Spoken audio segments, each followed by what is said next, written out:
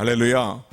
오늘 이 본문의 말씀은 남왕국 유다가 북왕국 이스라엘은 이미 멸망을 당했고 그 후 이제 이 남왕국 유다도 바벨론이라는 나라에 의해서 멸망을 당하게 되는데 멸망되기 1년 함락되기 1년 전이다라고 생각할 수 있습니다. 이러한 이런 때에 이 시드기야 왕이 나라를 통치하고 있었습니다.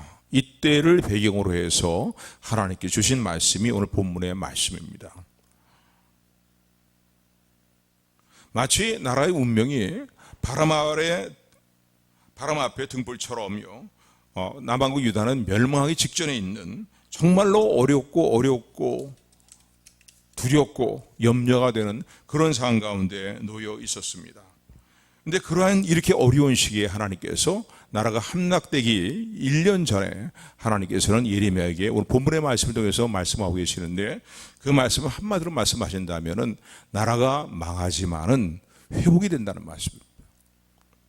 요즘 자꾸 하나님께서 회복이 된 말씀을 주시는데 여러분 기억하십시오. 하나님은 우리를 사랑하시고 또 끝까지 사랑하실 뿐만 아니라 우리의 삶의 일들에 있어서 혹시 잘못되거나 황폐된 일들이 있을 때에 우리를 고치시고 치료하시고 회복의 일들을 이루시는 좋으신 전능하신 우리 아버지라는 사실을 믿으시기를 주님으로 축원을 드립니다.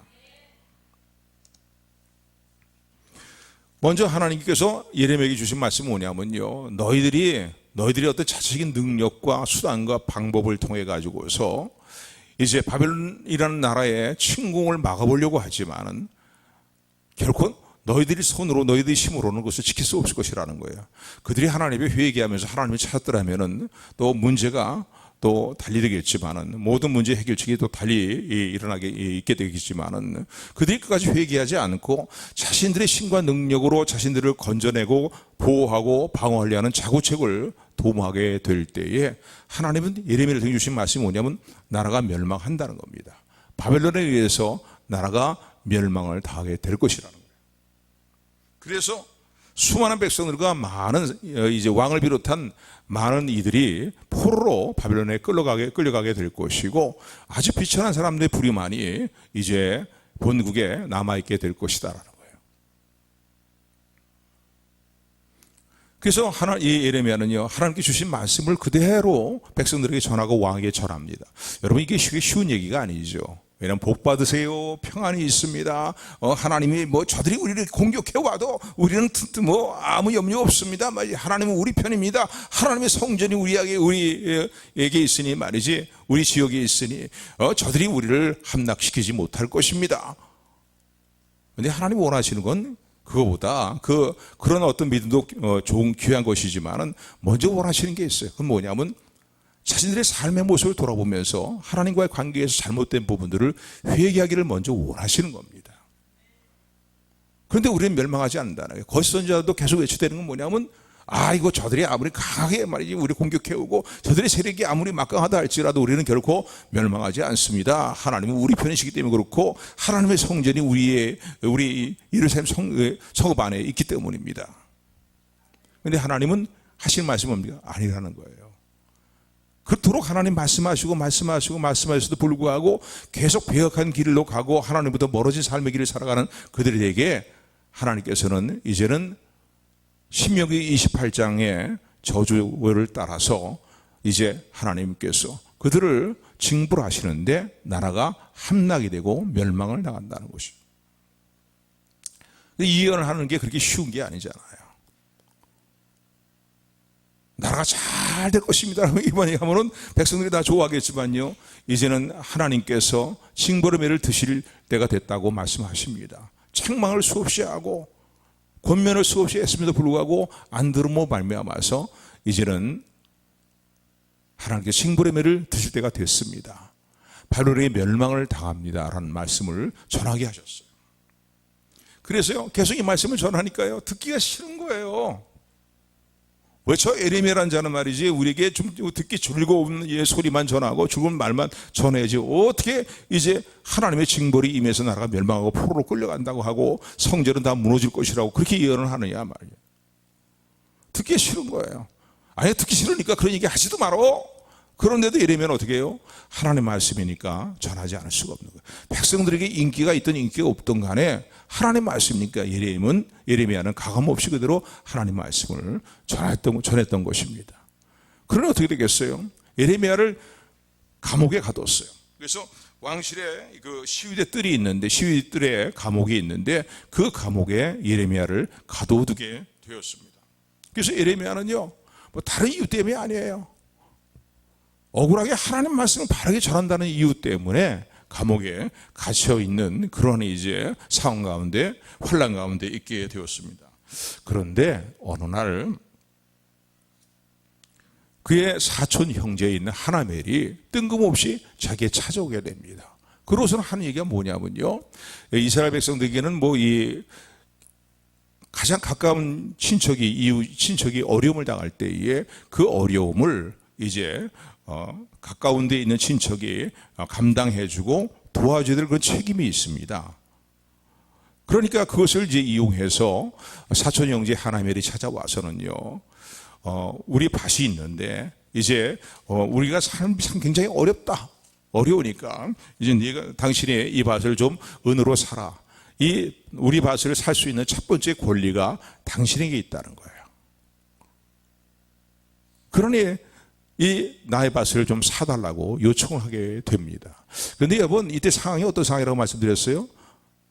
남하고 유다가 가장 어려울 때예요. 이제 나라가 막 풍전등화처럼 말이죠, 나라가 꺼져버리고 성이 함락되기 바로 직전에 있는 거예요. 1년 전이잖아요. 말씀드렸지 않았습니까? 도저히 바빌론과의 전쟁에서 승리를 이룰 수 있는 가능성은 하나도 없는 그런 상황이었어요. 더구나 지금 예레미야는 어디에 있습니까? 옥중에 갇혀있는 상황에 있어요.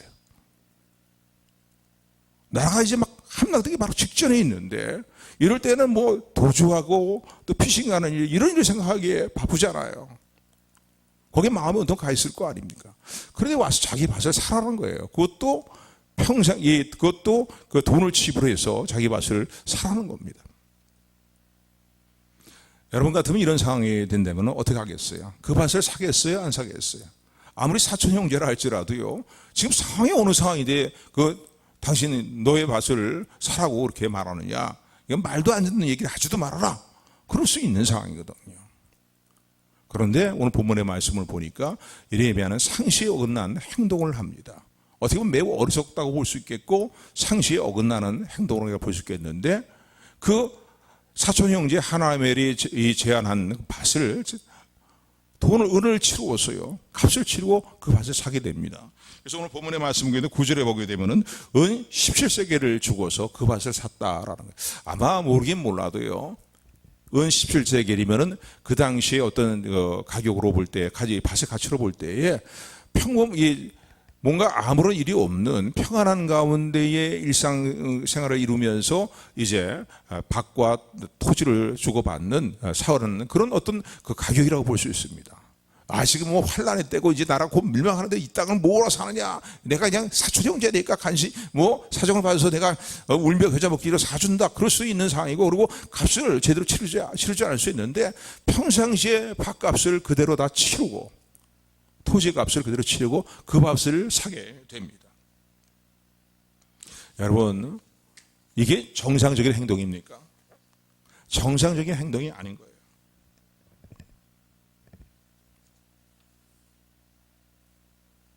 그렇다면 우리 이런 질문을 던질 수 있죠. 이런 걸 생각해 볼 수 있어요. 왜 예레미야가 이런 상황 속에서 그 밭을 못 사겠다라고 해도 전혀 누구에게 원망을 받을 만한 그런 상황이 아니거든요. 자신도 옥중에 지금 갇혀있는 상황이에요.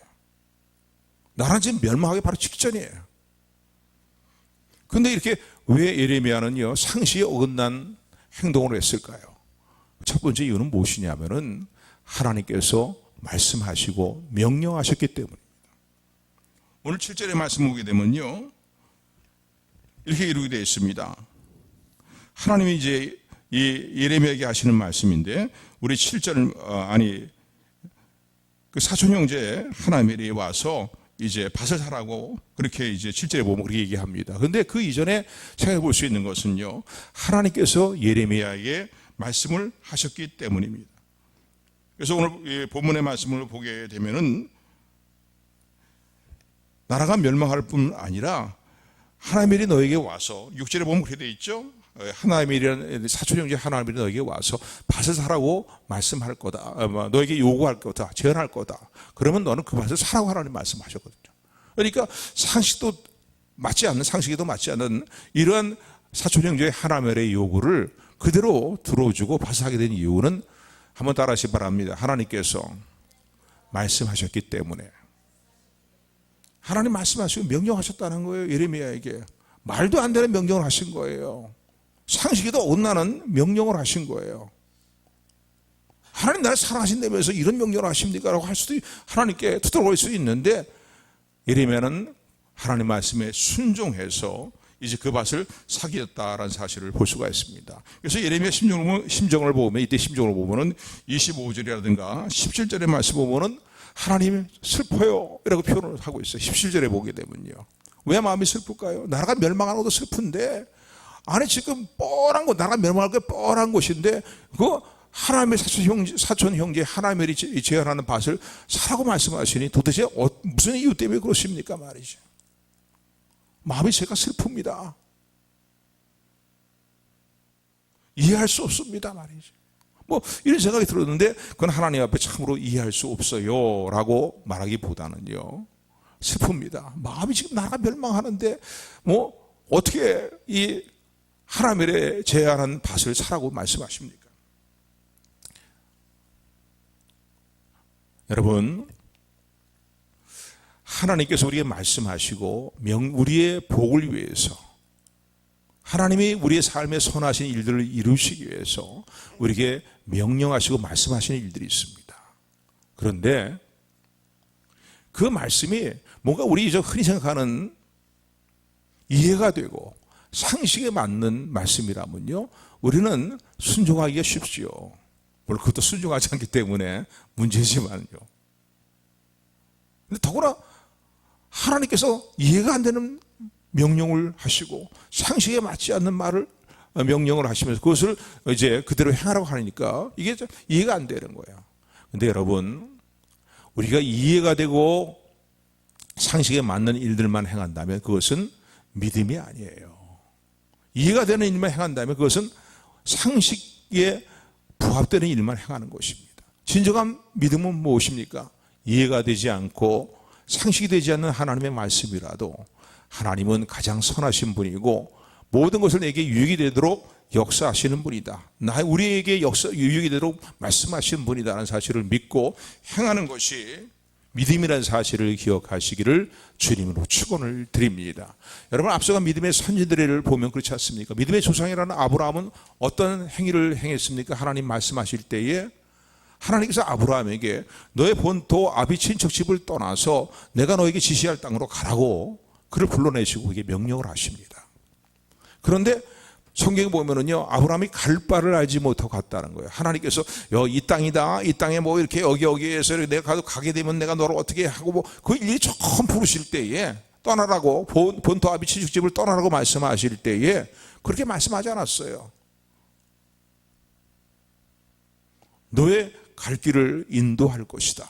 그러니 본토 아비 친척 집에 머물러 있지 말고 거기를 떠나서 내가 너를 인도하는 대로 따라 나오라 라고 그렇게 말씀하셨습니다.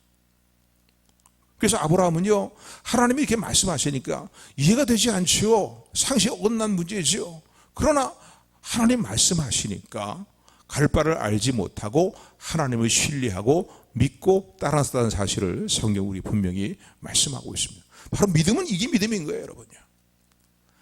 이해가 되는 문제만 따르게 행하겠다. 이해가 되지 않고 상식이 맞지 않는 문제만 행하겠다는 건 상식이 불과한 거예요. 우리 삶의 행동이에요. 그러니까 진정한 믿음은 이해가 되지 않는 것이라 할지라도 하나님이 말씀하셨다.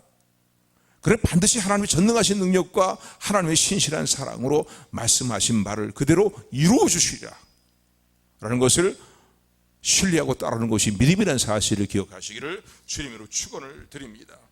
그런가 하면 마리아도 그렇잖아요. 마리아가 천의 몸으로 있을 때에 하나님께서 천사를 보내셔가지고 그에게 예수님이 마리아의 몸을 통해서 동정녀인 마리아의 몸, 또 약혼한 그 상태에 있어요. 여러분 유대 이 당시에 이스라엘 백성들의 그 풍습을 보게 되면은 서로 약혼한 사이는요 결혼한 것과 동일한 효력을 발생하는 그런 시대였습니다. 그러니까 약혼하고서는 부정한 행위를 저지른 것이 드러나게 되면 어떻게 합니까? 돌에 맞아 죽어요. 그런 상황인 거예요. 그런데 하나님께서 천사를 보내서 동정 여인 사내를 알지 못하는 남자를 알지 못하는 이제 약혼한 이제 요셉과 약혼 사이 관계에 있는 마리아에게 찬송하신 말씀이 뭡니까?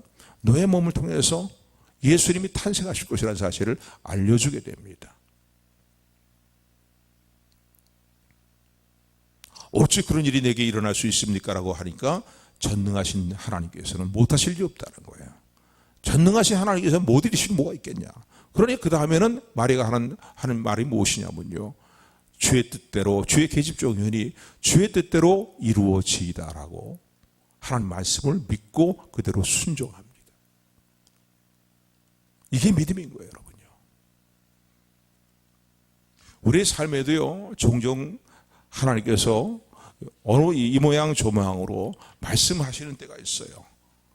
가장 우리가 즐겨 듣거나 또 쉽게 들을 수 있는 하나님의 음성을 들을 수 있는 기회는 이렇게 예배 시간을 통해서 하나님 세우신 설교자를 통해서 주시는 말씀, 그 성경에 입각한 하나님 말씀을 통해서 우리에게 말씀하시는 게 주로 말씀하시는 내용이라고 볼 수 있죠.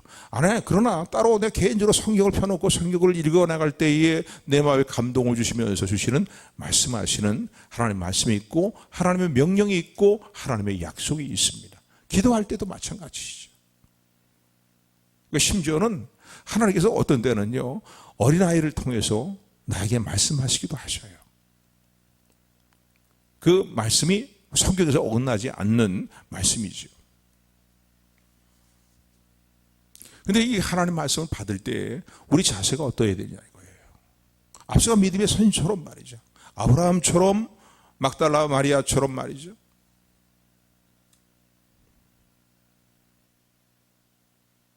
막달라 마리아 아니에요. 그냥 마리아래요. 예수님 어머니 마리아. 믿고 신뢰하고 순종하며 나가는 것이 우리의 삶의 진정한 복이라는 사실을 기억하시기를 주님의 이름으로 축원을 드립니다. 자, 그렇다면은 하나님께서 이렇게 예레미야에게 사촌 형제 하나말의 제안을 그대로 받아들여야 될 것을 말씀하시는 그 이유는 무엇입니까? 바세다라고 하는 그런 일들을 이제 그대로 하나님 뜻에 순종해서 행하라는 그 이유는 무엇입니까? 왜 그렇게 말씀을 하십니까? 왜 그런 일들이 일어나게 하십니까? 이 일들은요, 무엇을 의미하면요, 하나님이 이루실 회복의 일들에 대한 상징적인 실물 계시다라고 말할 수 있습니다. 그러니까 하나님이 이루실 일들을 하나의 상징하는 하나의 행동인 거예요. 하나님의 일이 와서 밭을 살아. 그리고 너는 그냥 두 말 따지지 말고 이것저것 따지지 말고 그냥 살아. 그 밭을 말이죠. 왜냐하면은 하나님께서 이스라엘의 회복을 이루실 날이 곧 있기 때문이라는 거예요. 곧이 아니죠. 때가 있기 때문이라는 거예요. 곧은 아니에요. 그러나 하나님께서 머지않아서 이스라엘 백성들의 땅을 회복으로 끌려가는 그들이 다시 그 땅을 되찾게 하시는 회복이 있기 때문에 하나님께서는요 이런 일들에 대한 상의적인 이제 행동을 실물 계시로 보여주시는 거예요. 그러니까 말씀만 전하는 게, 말씀만 듣게 하시는 게 아니라 실제 행동을 통해서 하나님이 이런 일들을 우리의 삶 가운데, 우리 민족 가운데 이루어 주시겠구나 라는 것을 하나님께서 확증시키시는 하나님의 어떤 약속에 대한, 회복에 대한 약속을 이제 이런 행동을 통해서 깨닫게 하시는 것이다라고 말할 수 있습니다. 그래서 하나님은 이렇게 말씀하잖아요. 오늘 이미 이제 이런 행동을 행하면서 예레미야가 깨달은 것은 이미 들은 말씀을 언급하고 있는데, 매매를 해갖고 그 땅을 사고 하나님 말씀대로 증서를 쓰고 매매 증서를 쓰고 그리고 증인들을 세우고, 그것을 이 매매 증서를 누가 손대지 못하게 임봉하고 증인들을 세우고 하면서 이제 그것을 보관하게 하는데, 바룩에게 맡겨서 보관하게 하는데, 이렇게 행동하는 이유에 대해서 우리 15절 보니까 이렇게 설명합니다. 우리 15절 같이 합독합니다. 32장 15절 시작. 만군의 여호와.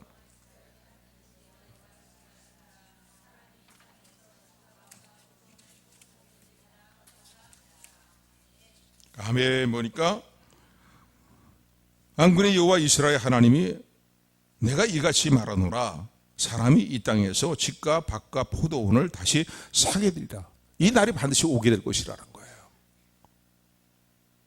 그러므로 나에게 이런 행동을 하라고, 이런 하나님의 말씀에 순종하라고 그렇게 말씀하셨다라고 이유를 밝힙니다. 한 절 더 읽어볼까요? 37절 말씀이에요. 37절. 같은 장 37절. 우리 같이 하도록 합니다. 시작.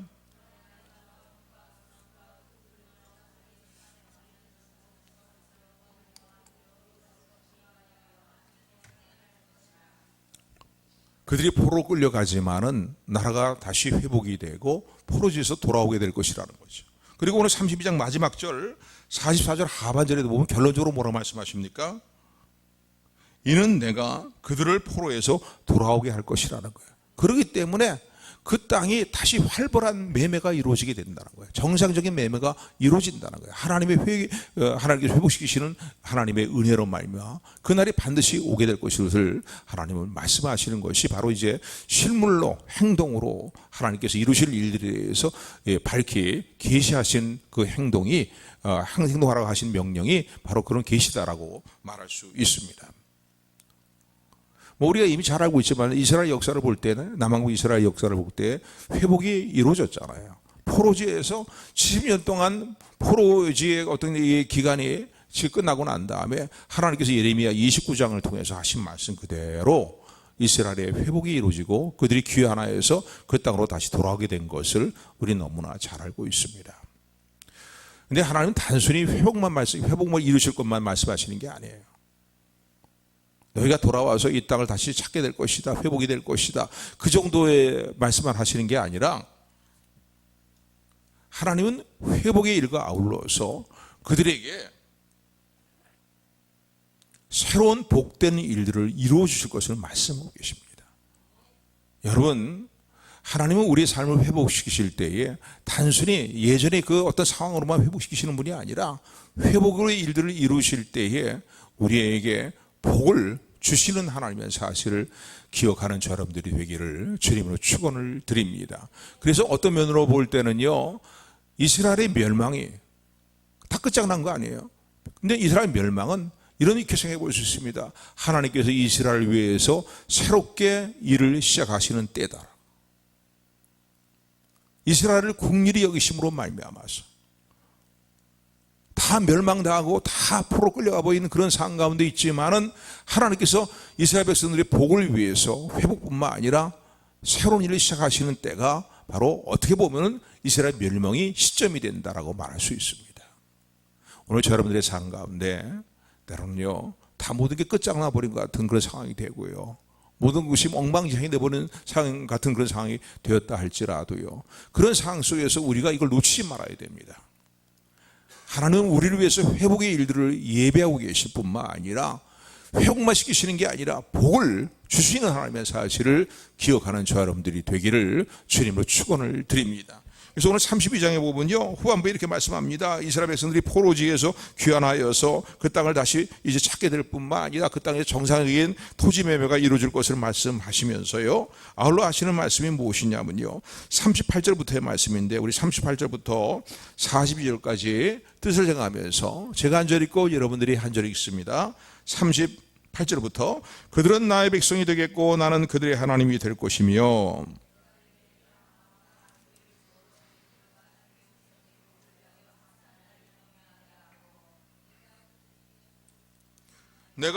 제가 읽을게요. 제가 그들에게 복을 주기 위하여 그들을 떠나지 아니하리라 하는 영영한 언약을 그들에게 세우고 나를 경외함을 그들의 마음에 두어 나를 떠나지 않게 하고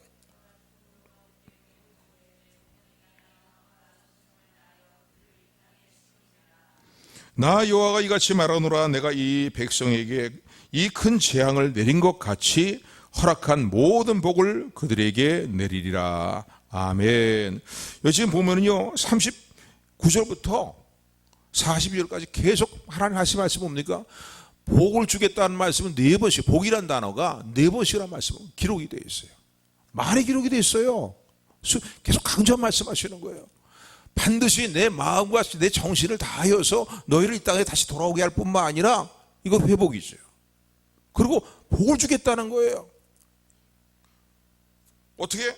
너희가 큰 재앙을 만난 것 같이 이제 모든 복을 주시겠다고 그렇게 말씀을 하십니다. 아멘, 아멘. 우리가 이 어린 자녀들을 키우면서 이런 어떤 이제 그 마음들을 갈 때가 있는데, 어린 자녀가 너무 어리석게 생각이 어리석고 말을 듣지 않고 고집을 때, 미운 뭐 5살, 7살 이럴 때 하면요, 아무리 말을 안 들을 때는 어떡합니까? 그 다음에는 너 엄마 아빠에게 매를 좀 맞아야 되겠다. 그러고 이제 매를 대잖아요. 깨닫게 하기 위해서. 그런데 매를 맞고 몇 대 맞다가 이 아이가 이제 비로소 이제 잘못을 뉘우치면서 엄마 아빠 잘못했어요 용서해 주세요. 그러고 그냥 엄마 앞으로 왕 하고서 응앙 하고서 달려들면 어떡합니까? 저리 가! 이러고 부딪히고 끝나나요? 아니잖아요. 엄마 아빠를 향해서 달려들면은 그 끌어안는 게 엄마 아빠의 마음인 거예요. 근데 그것만 끝납니까? 몇 대 애를 좁아갔기 때문에 그 다음에 좀 엄마 아빠가 측은한 마음이 드는 거예요. 아이에 대해서요. 그 다음에 어떻게 합니까? 시간이 조금 지나고 난 다음에 아이를 데려가서 뭐 맛있는 걸, 집에서 맛있는 걸 만들어 준다든지 아니면 아이가 평상시에 원하던 것들을 사주든지 말이죠. 그렇게 하는 것이 부모의 마음이잖아요. 하나님 마음이 우리보다 못하시지 않으신 하나님이십니다.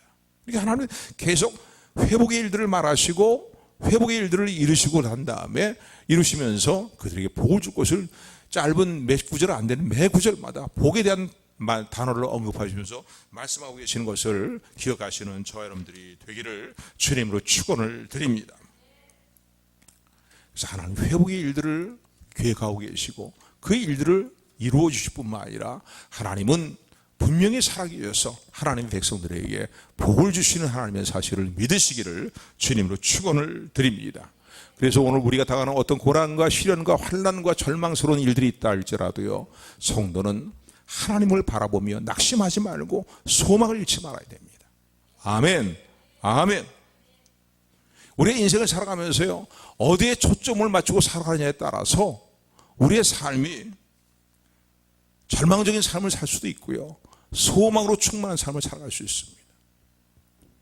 한번 서로 인사하시기 바랍니다. 성도님은 어디에 삶의 소망의 너무 길면 또 못 따라 하시더라고요. 성도님은 어디에 소망의 초점을 맞추고 살고 계십니까? 어디에 소망의 초점을 맞추고 살아가느냐, 이게 중요한 문제인 거예요, 여러분요. 회복의 하나님, 복을 주시는 하나님, 그 하나님을 우리가 믿는다면 말이죠, 우리가 시련과 환난과 절망 가운데 있다 할지라도 우리의 삶의 소망의 초점을 어디에 두고 살아가느냐, 이건 너무나 중요한 거예요. 계속해서 말이죠, 절망적인 상황에만 우리의 삶에 초점이 맞춰지면 안 돼요. 그게 무슨 소망을 이야기할 수 있겠어요? 근데 여러분, 하나님 분명히 살아계십니다. 살아계시다. 절망적인 상황을 보기보다는 살아계신 하나님께 소망의 초점을 맞추고 살아가는 우리 모두가 되기를 주님으로 축원을 드립니다. 그럴 때에 밝은 내일에 소망을 이루어 주시는 하나님의 역사를 보게 될 것이고 또 간증하게 될 것을 믿으시기를 주님으로 축원합니다. 축원합니다. 은혜의 하나님, 사랑의 하나님을 찬양합니다. 하나님,